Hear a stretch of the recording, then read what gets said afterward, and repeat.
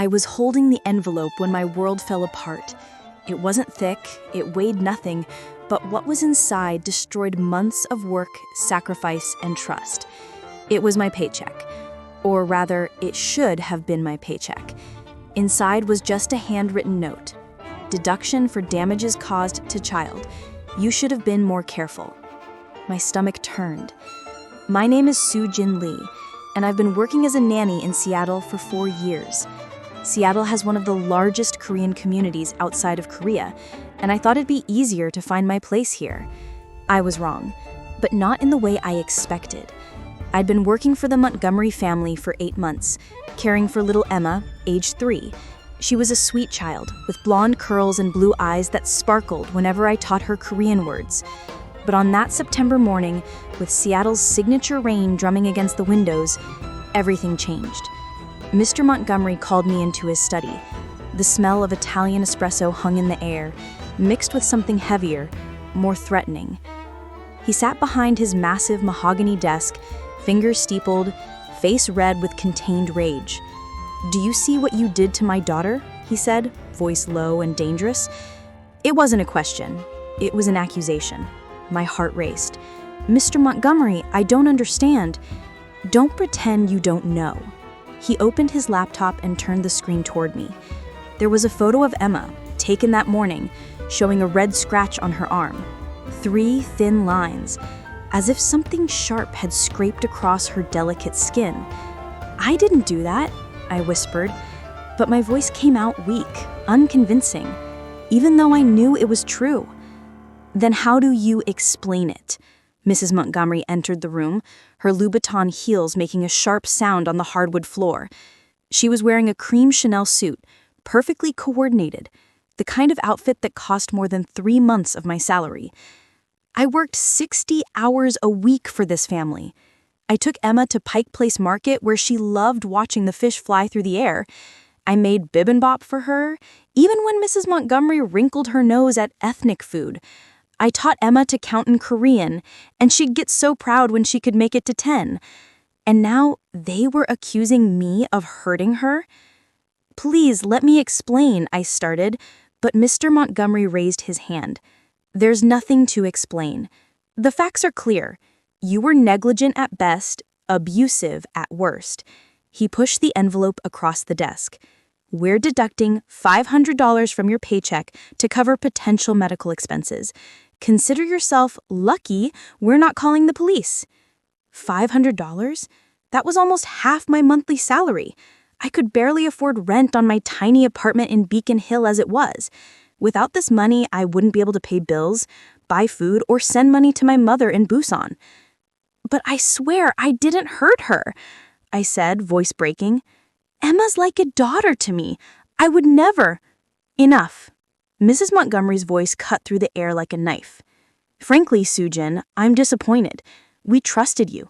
We gave you a chance when other people wouldn't even consider hiring someone like, well, you know. Someone like me. Immigrant. Korean. Expendable." I took the envelope with shaking hands and left the study, my vision blurred with tears as I walked through their pristine house with its white walls and expensive art and that horrible feeling of being somewhere you don't belong. Emma was in the living room playing with her dollhouse, the same one I'd helped her set up just last week. When she saw me, her face lit up. "Soo-Jin, play with me!" I wanted to. God, I wanted to scoop her up and tell her everything would be okay, but I couldn't. Not with Mrs. Montgomery watching from the doorway with those cold, judging eyes. "Not today, sweetie. I have to go home now." Her face fell, and that made everything worse. I grabbed my coat and rushed out into the rain, not caring that I was getting soaked, not caring about anything except getting away from that house and those people and their accusations. I didn't hurt Emma. I would never hurt Emma. But who would believe me? A Korean nanny with broken English against a wealthy white family in one of Seattle's most expensive neighborhoods? I knew how the story ended. I'd seen it before, heard the whispers in the Korean community about other domestic workers who'd been blamed for things they didn't do. My phone buzzed. A text from my friend Minso, another nanny who worked in the same neighborhood. "Coffee tomorrow? I need to vent about the Richards family." I texted back, "Same. The Montgomerys just docked my pay." Her response was immediate. What? Meet me at Coffee Allegro, 8 a.m. That night, I couldn't sleep. I kept thinking about Emma's scratch, trying to remember when it could have happened. We'd been to the park yesterday. She'd played on the swings, the slide, the jungle gym. Had she fallen? Scraped herself on something? I'd been watching her the entire time, or at least I thought I had. There was that moment when I'd looked away to check my phone, just for 30 seconds, just to respond to my mother's text asking if I'd sent money yet this month. 30 seconds. Was that enough time for something to happen? Was I actually negligent? No, I refused to believe that. I was a good nanny. I'd been doing this for years. I had references, experience, certifications in first aid and CPR. I wasn't careless, but doubt crept in anyway, the way it always does at 3 a.m. when you're alone with your thoughts. The next morning, I met Minso at Coffee Allegro, a tiny coffee shop near the University of Washington campus. It was the kind of place where students hunched over laptops and the air smelled like espresso and ambition. Minso was already there, 2 lattes on the table, her face drawn with exhaustion. "You look terrible," she said, which was rich coming from someone who had dark circles under her eyes that matched mine. "Thanks, you too." I sat down and wrapped my hands around the warm cup. "What happened with the Richards?" "Mrs. Richards accused me of stealing her diamond earrings. Turned out they fell behind the dresser." She rolled her eyes. No apology, of course. Just, "Oh, well, better safe than sorry." Like accusing me of theft is just normal. "We think we're all thieves or child abusers or both," I said bitterly. "Mr. Montgomery docked my pay because Emma has a scratch on her arm." Minseo's eyes widened. "A scratch? That's it?" 3 lines. Could have been from anything, but apparently it's my fault. She leaned forward, lowering her voice, even though no one around us was paying attention. "Sujin, you need to be careful. I've heard things about the Montgomerys." My blood went cold. "What kind of things?" "They've gone through 7 nannies in 2 years. 7. And every single one left under suspicious circumstances. One of them, this girl named Maria, she told me Mrs. Montgomery would stage things to make it look like the nanny messed up. Missing jewelry, broken vases, bruises on Emma that nobody could explain." I stared at her. Why would she do that? Control, power, who knows? Rich people don't think like us. Minseo took a sip of her latte. "But there's something else. Maria said she once overheard Mr. and Mrs. Montgomery fighting. Really fighting, not just bickering. And she heard Mrs. Montgomery say something about taking care of the problem the way they took care of the last problem." What does that mean? Maria didn't know. She quit the next day, didn't even give notice, just packed her stuff and left. And here's the creepy part. When I tried to contact her a few months later, her number was disconnected. Her social media accounts were gone. It's like she vanished. A chill ran down my spine. "You're scaring me." "Good, you should be scared. These people are dangerous, Sujin. Not in the obvious way, but in the way that matters. They have money, connections, power. They can make your life hell, and there's nothing you can do about it." I thought about the envelope, about the missing $500, and Mrs. Montgomery's words, "Someone like you." Maybe Minseo was right. Maybe I needed to quit, to walk away before things got worse. But I couldn't afford to quit, not without another job lined up, not with rent due in 2 weeks and my mother's medical bills piling up back in Korea. I have to stick it out, at least until I find something else. Minseo reached across the table and squeezed my hand.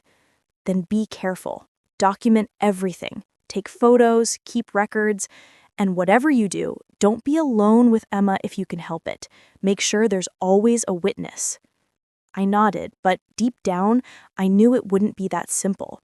The Montgomerys weren't the type to let me have witnesses. They wanted control, wanted me isolated and vulnerable. I went back to their house that afternoon, my stomach in knots. Mrs. Montgomery answered the door, her smile sharp as broken glass. "Sujin, good, you're here. Emma's been asking for you all morning." She stepped aside to let me in. "I trust there won't be any more incidents." "No, ma'am," I said quietly. Excellent. Oh, and one more thing. She handed me a piece of paper. It's just a liability waiver, acknowledging that you're responsible for any harm that comes to Emma while in your care. I looked down at the document. It was dense with legal language, full of words I didn't fully understand. But the message was clear. If anything happened to Emma, it would be my fault. Legally, financially, completely my fault. I don't know if I should sign this without... Without what? A lawyer? Mrs. Montgomery laughed, but there was no warmth in it. Sujin, this is standard practice. All our previous nannies signed it, unless you're planning to be negligent again. The threat was barely veiled. Sign it or lose your job. I thought about my rent, my mother, my empty bank account. I thought about Maria, the nanny who'd vanished. I signed it. Wonderful. Mrs. Montgomery's smile grew wider. Emma's in her room. Why don't you go play with her? I have some errands to run. As I climbed the stairs to Emma's room, I felt like I was walking toward something terrible. The house suddenly seemed darker, the shadows deeper. Every creak of the old Seattle mansion sounded like a warning.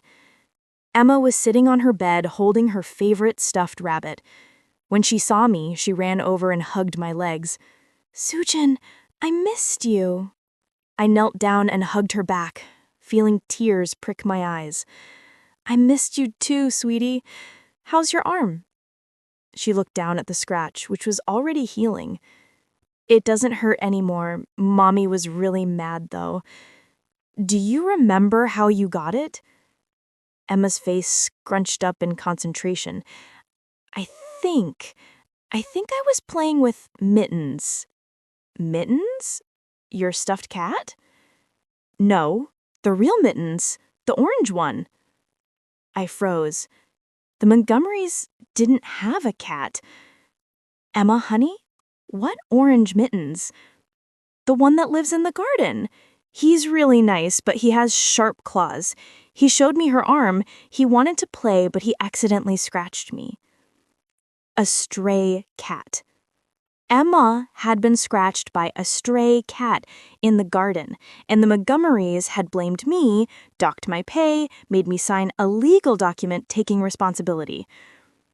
Relief flooded through me, followed immediately by anger. I wasn't negligent. I wasn't abusive. Emma had been scratched by an animal, something that could happen to any child playing outside. Emma, did you tell Mommy and Daddy about the orange cat? She shook her head. Mommy asked me about my owie, and I said it happened in the garden. Then she asked if you were watching me, and I said yes.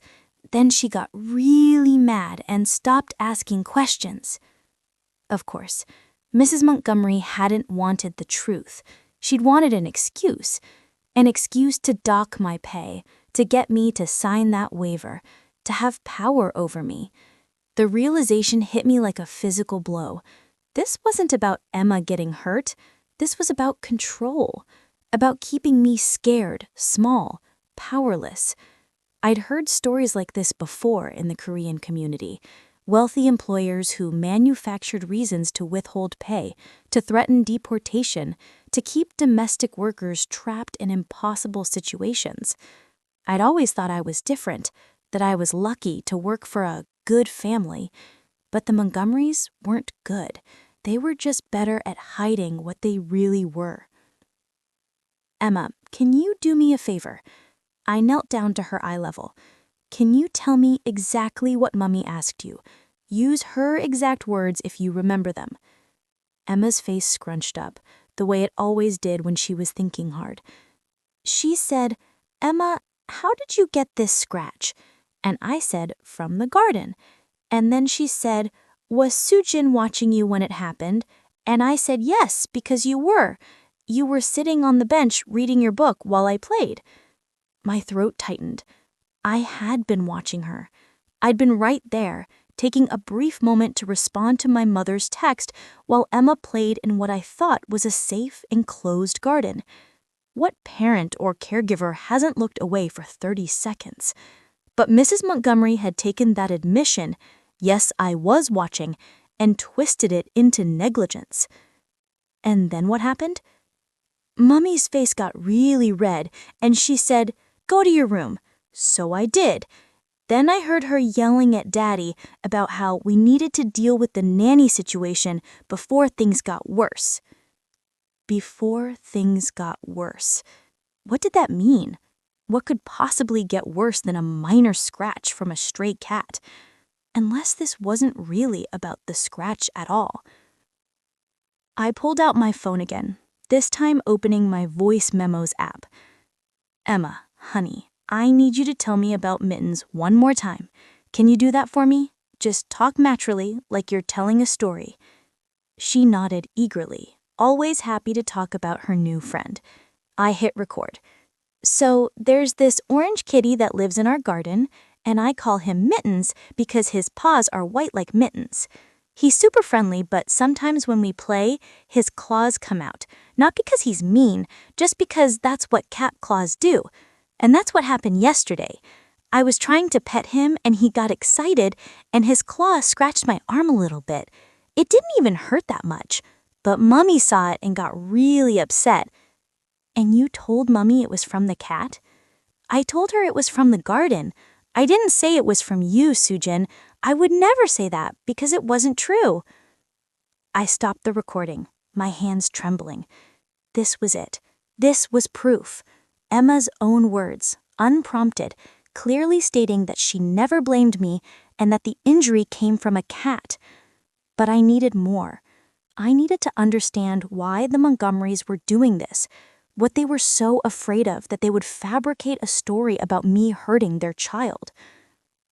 "Emma, can you show me where the orange cat lives? I want to take some pictures." "Sure, come on." She grabbed my hand and pulled me downstairs, through the pristine kitchen with its marble countertops and imported Italian appliances, out into the garden. The September air was crisp, carrying that distinctive Seattle smell of rain and evergreen trees. The garden was immaculate, maintained by a crew that came twice a week. Every plant was perfectly trimmed, every stone path precisely laid, except for one corner near the back fence where the rhododendron bushes grew wild and unkempt. Emma led me straight there. "This is Mittens' house," she announced proudly. Sure enough, tucked beneath the bushes was a makeshift shelter, an old cardboard box lined with what looked like a torn blanket, and curled up inside, cleaning his orange paws, was the cat. I took photo after photo. The cat, the shelter, Emma pointing at the cat, close-ups of the scratch on Emma's arm that clearly showed claw marks rather than any kind of deliberate injury. Then I took a video narrating what I was seeing. This is September 12th, approximately 3:30 p.m. I'm in the Montgomery family's garden with Emma, age 3. Emma is showing me a stray cat that she calls Mittens. I turned the camera to Emma. "Emma, can you tell me about this cat?" "That's Mittens. He lives here and he's really nice. He scratched me yesterday, but he didn't mean to. It was an accident." "And is this the cat that gave you the scratch on your arm?" "Yep, see?" She held up her arm to the camera, the 3 thin lines clearly visible. "Cat claws!" Perfect. I had video evidence, photo evidence, and Emma's clear statement that this was an accident caused by an animal, not by me. But as I stood there in that perfect garden, watching Emma coo at the stray cat, a terrible thought occurred to me. The Montgomerys knew this cat was here. They had to know. Their garden crew would have seen it, would have reported it, which meant they deliberately ignored a potential safety hazard in their own garden while simultaneously blaming me for the consequences. Why would they do that? What were they trying to achieve? I thought about what Minso had said. 7 nannies in 2 years, all of them leaving under suspicious circumstances. All of them probably too scared or desperate to fight back, to ask questions, to demand proof. Maybe that was the point. Maybe the Montgomerys deliberately created situations where they could blame and control their employees, keeping them off balance and afraid. It was a form of psychological manipulation, I realized with growing horror. Keep the nanny scared, keep her doubting herself, keep her so worried about losing her job that she'll accept anything. Unpaid overtime, verbal abuse, wage theft. and it had almost worked on me. Emma, does Mommy know about Mittens? I think so. I told her about him last week when I first found him. She said to stay away from strays because they have diseases. So Mrs. Montgomery knew. She knew there was a stray cat in the garden with claws that could scratch a curious 3-year-old. She knew, and she'd done nothing to remove the cat or protect Emma. Instead, she'd waited for the inevitable to happen and then blamed me. This wasn't negligence on my part. This was premeditation on hers. My phone buzzed. A text from Minso. "Are you okay? Haven't heard from you since yesterday." I texted back quickly. "Need to talk. Can you meet me tomorrow morning? It's urgent." Her response was immediate. "Cafe Allegro, 8 a.m. I'll be there." That night, I couldn't sleep. I lay in my cramped Beacon Hill apartment, listening to the sounds of the city. Sirens, late-night buses, the occasional shout from the street below. My mind kept circling back to the same questions. What did the Montgomerys really want? Why go through such elaborate manipulation instead of just firing me if they were unhappy? Then I remembered the liability waiver I'd signed, the document that made me legally responsible for any harm that came to Emma while in my care. If something happened to Emma, something serious, they could sue me. They could destroy me financially, and I'd signed away my right to fight back. Was that the plan? Were they setting me up for something bigger? The thought made my blood run cold. I grabbed my laptop and started researching. Nanny liability insurance, employer wage theft Seattle, domestic worker rights Washington State. The more I read, the more I realized how vulnerable I was, how many ways the system was stacked against people like me. But I also found resources, legal aid organizations that helped domestic workers, immigrant rights groups that understood the unique pressures we faced, labor attorneys who worked on contingency. I wasn't as powerless as the Montgomerys wanted me to believe. By the time the sun rose over Seattle, painting the sky in shades of gray and pink, I had a plan. I would document everything. I would build an undeniable case. And then I would take it to someone who could help. Someone the Montgomerys couldn't intimidate or pay off. Dr. Park, Emma's pediatrician. I'd met him 3 times when taking Emma for checkups. He was a kind man in his 50s, Korean-American, who'd been practicing in Seattle for decades. He always asked about my family in Busan, always made small talk that made me feel less alone. More importantly, he was a mandated reporter. If he saw signs of neglect or abuse, he was legally required to report it. And I was starting to suspect that Emma's scratch wasn't the only injury the Montgomerys had blamed on their staff. At 8 a.m., I met Min Seo at Cafe Allegro. She took one look at my face and immediately ordered 2 large lattes and a plate of pastries. Okay, spill. What happened? I told her everything. The scratch, the docked pay, the liability waiver, the cat, Emma's statement, my suspicions about the Montgomerys' motivations. Min Seo listened without interrupting, her expression growing darker with every word. When I finished, she was quiet for a long moment. "Sujin, you need to hear something. I talked to Maria." My heart skipped. The nanny who disappeared? I thought she was gone. She is. She's in Los Angeles now, working for a different family. But I tracked her down through a friend of a friend in the Korean community. Min Seo leaned forward, lowering her voice. She told me what really happened. The Montgomerys did the exact same thing to her. Manufactured an incident, blamed her, docked her pay. But with Maria, they went further. They threatened to report her to immigration, claimed she'd stolen from them, said they'd make sure she never worked in Seattle again. Why would they do that? Because Maria saw something.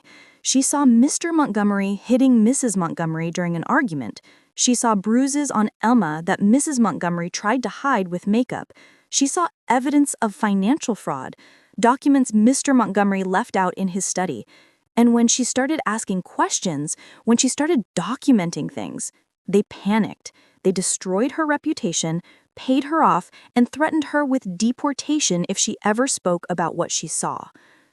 The cafe suddenly felt too hot, too close.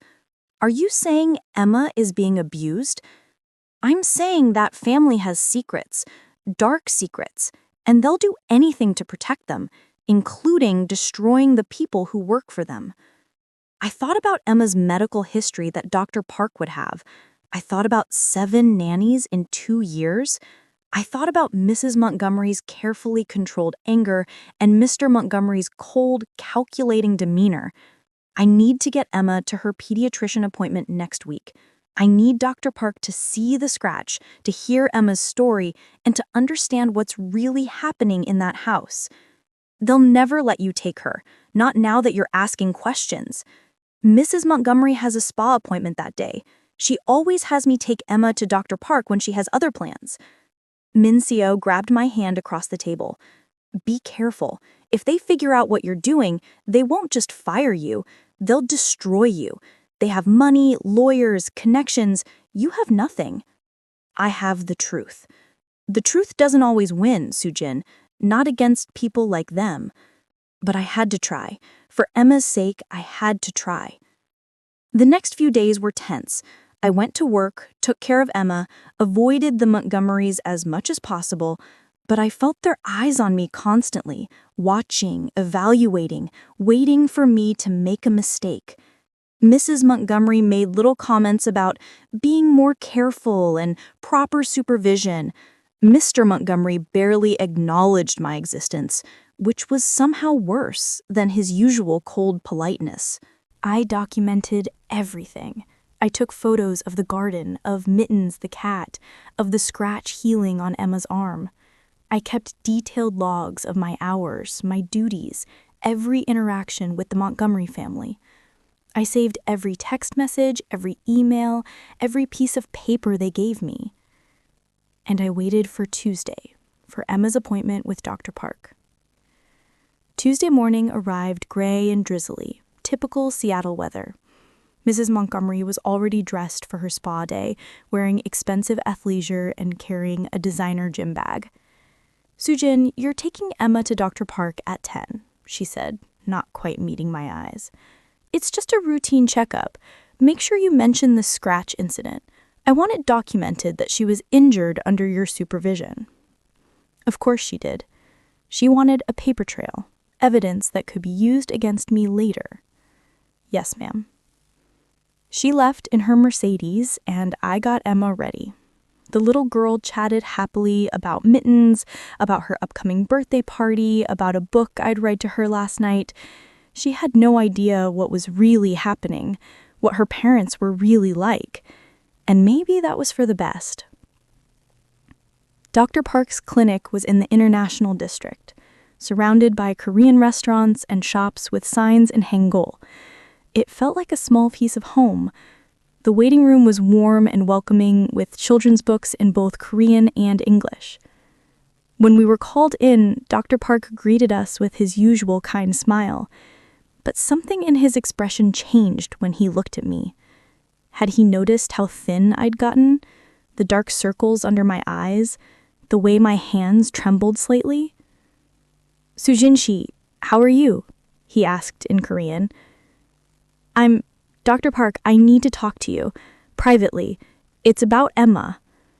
His smile faded. He called in his nurse to watch Emma, then led me to a small office and closed the door. What's wrong? And I told him everything. I showed him the photos, played the videos, showed him the documentation I'd been keeping. I told him about the docked pay, the liability waiver, the 7 previous nannies, what Maria had experienced. Dr. Park listened without interrupting, his expression growing progressively grim. When I finished, he was silent for a long moment. Sujin-shi, do you know what medical child abuse looks like? I shook my head, confused. I'm not abusing Emma. I would never. No, I'm not talking about you. I'm talking about the Montgomerys. He pulled up something on his computer. Emma's medical records. Look at this. He showed me a list of appointments, injuries, illnesses over the past 2 years. Multiple unexplained bruises, a fractured wrist, recurring infections, weight fluctuations. And every single incident was blamed on whoever was caring for Emma at the time. 7 nannies. 7 separate incidents. Each time the Montgomerys claimed negligence on the caregiver's part. But the pattern, this isn't normal. This suggests either severe neglect of the child or deliberate manipulation to blame others for injuries that are occurring in the home. You think they're hurting her? I think something is very wrong in that household. And I think you stumbled into it, started asking questions, and now they're trying to silence you the way they silenced the others. He looked at me seriously. Sujinshi, I'm a mandated reporter. Based on what you've told me and what I'm seeing in Emma's medical history, I'm legally required to report this to Child Protective Services. My heart pounded. Will I lose my job? Almost certainly. But, Sujin, do you really want to work for people who would do this? Who would hurt their child and blame innocent workers? Who would destroy your livelihood to protect their secrets? He was right. Of course he was right. But I thought about my rent, my mother's medical bills, my empty bank account. Doing the right thing came with a cost I wasn't sure I could afford. Dr. Park must have seen the conflict on my face because he reached out and patted my shoulder gently. I have connections in the Korean community, good families looking for nannies, families who will treat you with respect. I can help you find another position. But first, we need to protect Emma. What do I do? First, let me examine her thoroughly. I'm going to document every old injury, every concern. Then I'm going to call CPS and file a report. They'll investigate, interview you and the other nannies, look into the Montgomerys' history, and depending on what they find, Emma may be removed from the home temporarily while they sort everything out. The Montgomerys will know I said something. Let them know. You have documentation, witnesses, and a pediatrician backing your account. They can threaten all they want, but they can't silence everyone. And Sujin, he looked at me intently, what they did to you, docking your pay without proper cause, forcing you to sign that waiver under duress, that's illegal. You have grounds to file a wage claim with the state. Hope flickered in my chest for the first time in weeks. Maybe I wasn't as powerless as I thought. The examination revealed even more than we'd expected. Dr. Park found old bruises on Emma's back and legs, all in various stages of healing. He found signs of mild malnutrition despite the Montgomerys' wealth. And when he gently asked Emma about her home life, she mentioned things that made my stomach turn. Sometimes Mommy throws things when she's mad. One time a plate broke and a piece hit me. But Daddy said it was my fault for being in the way. Sometimes Daddy lucks me in my room when I'm loud. Once I had to stay there all day and I missed lunch. The last nanny left because Mommy yelled at her so much she cried. I heard her packing her things in the middle of the night. Each revelation was like a knife. How had I not seen this? How had I missed the signs? But I knew how, because the Montgomerys were good at hiding it, at presenting a perfect facade, and because I'd been too focused on my own survival to see the bigger picture. After the appointment, Dr. Park walked me to the waiting room. I'm filing the report today. CPS will contact you, probably within 48 hours. Be honest with them. Show them everything you showed me. And Sujin, be prepared. The Montgomerys won't take this lying down. He was right about that. I took Emma back to the house, my stomach in knots. Mrs. Montgomery wasn't home yet, which gave me time to gather my things. I had a feeling I wouldn't be coming back after today. But when I opened the door, Mrs. Montgomery was there, standing in the foyer with her arms crossed. Her spa bag sat unused by the door. Dr. Park called, she said, her voice ice cold. Apparently, there were some concerns about Emma's well-being that he felt obligated to report. My mouth dried. Mrs. Montgomery, She went behind our backs. You fabricated lies about our family. You manipulated our daughter into making false statements. She took a step toward me, and I instinctively stepped back. Do you have any idea what you've done? I told the truth. Emma's scratch came from a stray cat, not from me, and there are other injuries, other concerns. That are none of your business. You're just the nanny. You're supposed to watch our child and keep your mouth shut. Emma started crying, frightened by her mother's raised voice. I picked her up, trying to comfort her, but Mrs. Montgomery grabbed her out of my arms. "Don't touch her. You're fired. Get out of my house right now." "Fine, but you should know that Dr. Park has documented everything. CPS is investigating, and I'm filing a wage claim for the money you stole from me." Her face went white, then red. "You can't prove anything." "I have photos, videos, Emma's own words recorded. I have documentation of every hour I worked, every penny you owe me. And I have testimony from your previous nannies about how you treated them." For the first time, I saw fear in her eyes. Real fear.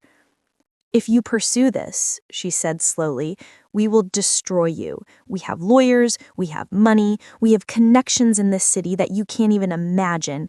We'll make sure you never work again, that you get deported, that your family back in Korea suffers the consequences." "Go ahead and try," I interrupted, surprised by my own bravery, "because I'm done being scared of you. I'm done letting people like you abuse people like me just because you have money and power. You hurt your daughter, you've exploited your workers, and now everyone's going to know it." I grabbed my bag and walked out. Emma's crying followed me down the path. My hands were shaking so badly I could barely unlock my car. But I'd done it. I'd stood up to them. And whatever happened next, I knew I'd made the right choice.